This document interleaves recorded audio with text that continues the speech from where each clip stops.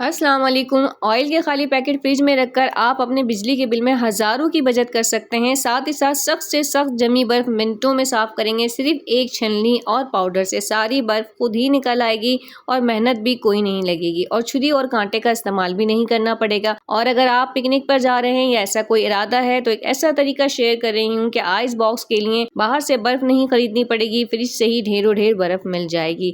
साथ ही daily life से related बहुत ही इंटरेस्टिंग से और बहुत ही मुफीद कारामत हैक्स भी आपके साथ शेयर करने वाली हूँ, सो वीडियो को फुल वॉच कीजिएगा। तो मेरी फर्स्ट टिप जो है वो फ्रिज में जमी बर्फ से रिलेटेड है। फ्रिज में अक्सर क्या प्रॉब्लम होती है कि ढेरों ढेर बर्फ जम जाती है, स्पेशली फ्रिज की दीवारों में बहुत सख्त बर्फ जमी होती है, जिससे ये होता है कि फिर फ्रिज कूलिंग करने के लिए ज्यादा यूनिट इस्तेमाल करता है और फिर बिजली का बिल अच्छा खासा बढ़ जाता है। फिर हम परेशान होते हैं।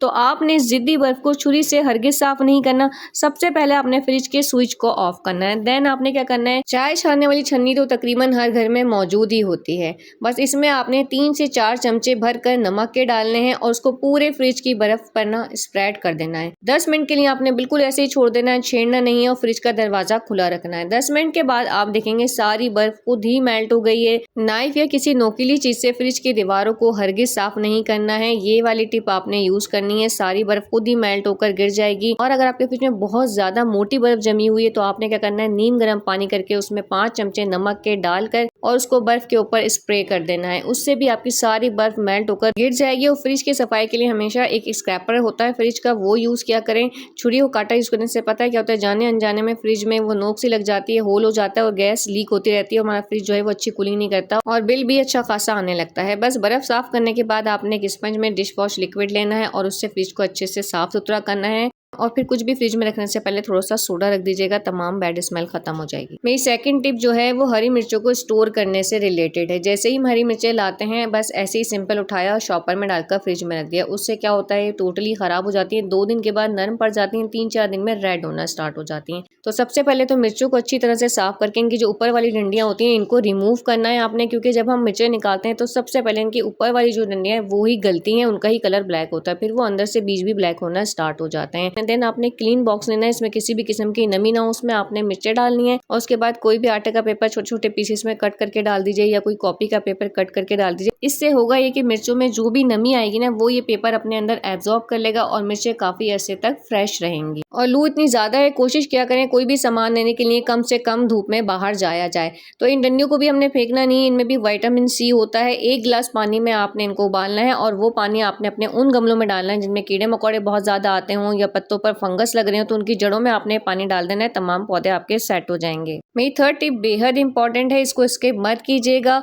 जब भी हम सोप यूज करते हैं तो उसकी जो बेस है वो इस तरह से सॉफ्ट हो जाती है, साबुन जल्दी से हमारा घुलता है और जल्दी जल्दी खत्म भी हो जाता है और बाज़ औक़ात तो हाथ में से स्लिप होकर फ्लश में भी गिर जाता है। तो इस बड़ी सी प्रॉब्लम का एक छोटू सा हल लेकर आई हूँ जो आपकी इस परेशानी को टोटली खत्म कर देगा। लेकिन सबसे पहले आपने क्या करना है, सोप होल्डर जो होता है ना उसको अच्छे से नीट एंड क्लीन करना है, उसमें किसी भी किस्म का साबुन लगा हुआ ना हो। देन आपने प्लास्टिक बॉटल जो होती है ना उसका आपने छोटा वाला जो कैप होता है और उसको सोप के बिल्कुल सेंटर में अच्छे से फिक्स कर देना है, इस तरह से कि ये एक होल्डर सा बन जाए। अब आप जब भी सोप को यूज करेंगे ना ये हाथ से स्लिप होकर गिरेगा और ना ही ज्यादा मेल्ट होगा। तो ट्राई करके एक बार अपना फीडबैक कमेंट बॉक्स में ज़रूर मेरे साथ शेयर कीजिएगा। तो आज ऑयल के खाली पैकेट के ऐसे आइडियाज़ देने वाली हूँ जो जानने के बाद आप खुद बोलेंगे काश हमें ये पहले पता होता।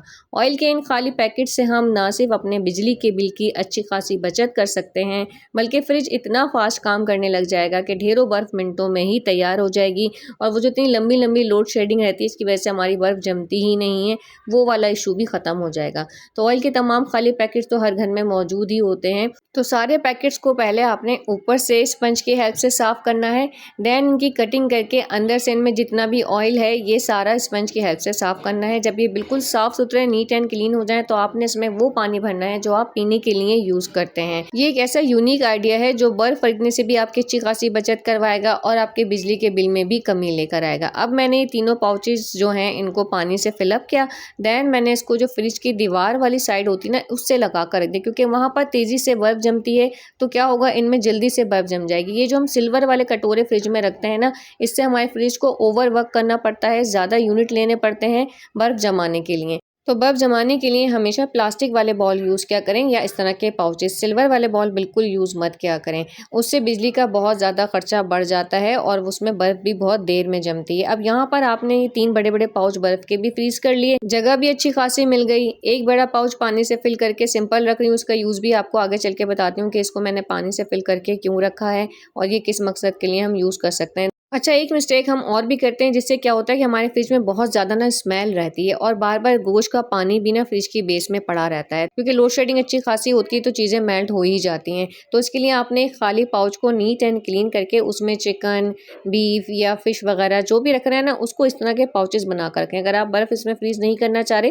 तो आप खाने पीने की चीज़ों के पाउचेस बना लें। यकीन करें, आपके पूरे फ्रिज में किसी भी किस्म की कोई स्मेल नहीं आएगी, तमाम चीज़ें अपनी-अपनी जगह पर सेव रहेंगी और ना ही हमारा फ्रिज जो है वो गंदा होगा। यहाँ पर रिजल्ट आप देख सकते हैं। रात को मैंने ये पाउच फिल करके रखे थे, बीच में 3-4 घंटे की लोड शेडिंग भी होती रही, लेकिन सुबह तक इनमें बहुत अच्छी सी बर्फ जम चुकी थी। और ये वाला पाउच मैंने इसलिए रखा था कि जब बच्चे या बड़े बाहर से आते हैं तो लू लगी होती है और बहुत ज़्यादा गर्मी लग रही होती है।